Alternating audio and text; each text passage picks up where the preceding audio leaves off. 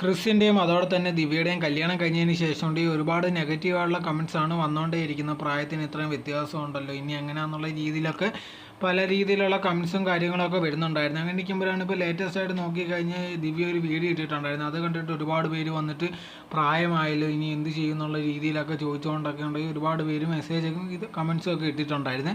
അതിൻ്റെ മറുപടി എന്നുള്ള രീതിയിൽ ദിവ്യ പറഞ്ഞൊരു കാര്യം എന്ന് പറഞ്ഞാൽ തനിക്ക് പ്രായമായില്ലെന്നൊന്നും താൻ ഒരിക്കലും പറയുന്നില്ല, അതൊക്കെ തുറന്നു പറഞ്ഞിട്ടുണ്ട്, അതിലൊന്നും ഇത്ര വലിയ കാര്യമില്ലെന്നുള്ള രീതിയിലൊക്കെയായിരുന്നു ദിവ്യ പറഞ്ഞിട്ടുണ്ടായിരുന്നത്.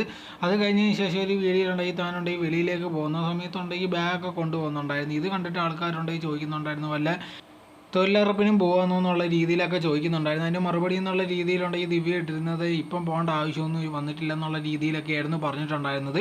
സോ ഇത് കേട്ടപ്പോഴത്തേക്ക് ആൾക്കാർ എന്ത് ഇങ്ങനെ പറയുന്നത്, അതിനെന്തോ ഭയങ്കര കുറച്ച് സംസാരിക്കുന്ന പോലത്തുള്ള കാര്യമല്ലേ പറയുന്നതെന്ന് പറഞ്ഞിട്ടുണ്ടെങ്കിൽ ഒരുപാട് പേര് ഇതിലും പിടിച്ച് തുടങ്ങിയിട്ടുണ്ടായിരുന്നു.